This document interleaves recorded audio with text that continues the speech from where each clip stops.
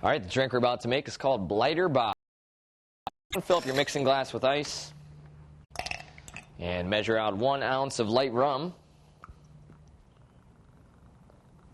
There's 1. Follow that up with a ½ ounce of creme de cassis and a ½ ounce of dark rum. And we'll give it about 1 ounce of orange juice and a dash of bitters. And go ahead and shake it up. Just enough to get everything mixed together. Just a couple shakes. Don't want to get too crazy. And go ahead and dump it in. And top it off with ginger ale.